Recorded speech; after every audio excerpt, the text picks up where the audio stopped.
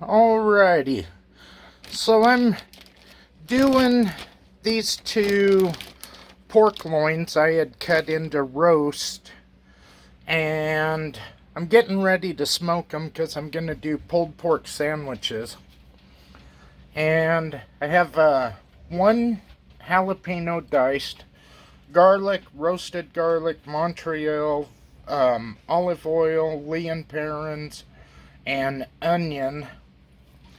And what I'm going to do is I'm going to marinate them in this bag. It is 9:06 right now.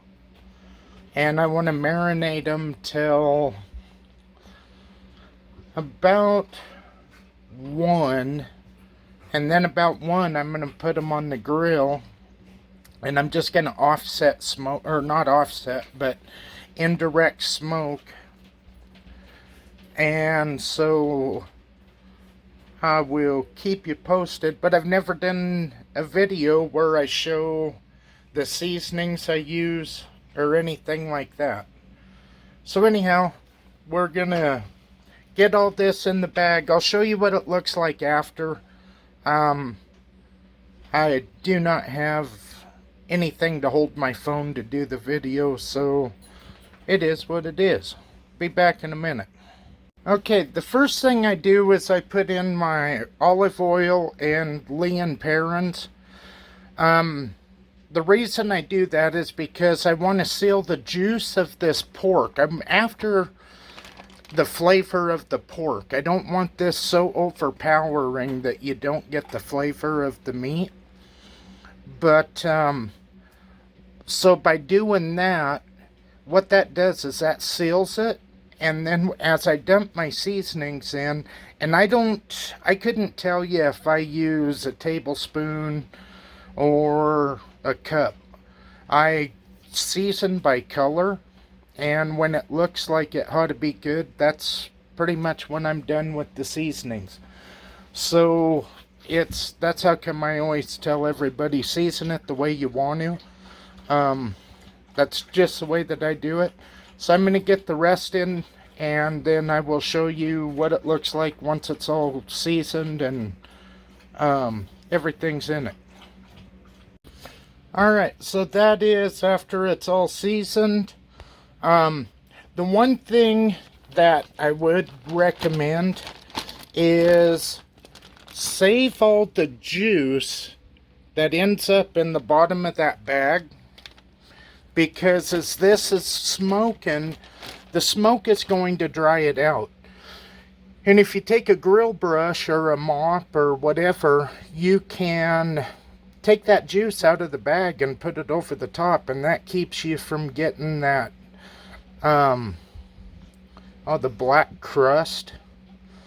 Not that the black crust isn't good, but I would rather have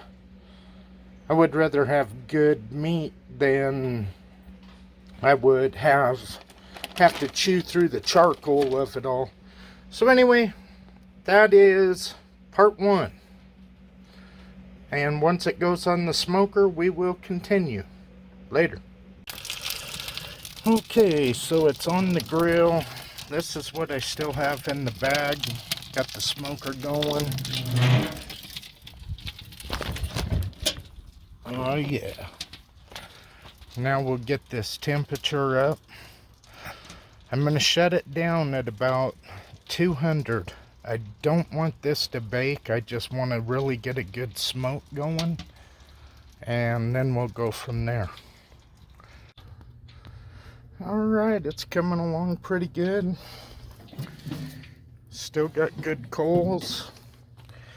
Just gonna let it happen. Sit here and be happy. Alright, so that's about 3 hours in. Doing pretty good. Now we're just gonna let it cook. And once it really hits that magic where it starts to come apart, that will be perfect. Then it'll pull easy, and put it in a bowl, put the sauce on it. It'll be sandwich 30. Alrighty. Alright, so that's what it looks like. After I take it off the smoker, I went ahead and shredded the one. That way I could at least show what it looks like. I think I'm going to put just a little more sauce in there and then warm it all up so all the flavors can blend together. I'm debating on whether or not to save this one and maybe do smoked pork chops and baked potatoes and salad, but I just ain't sure yet. We'll see how it goes. Alright, thanks for watching. Later.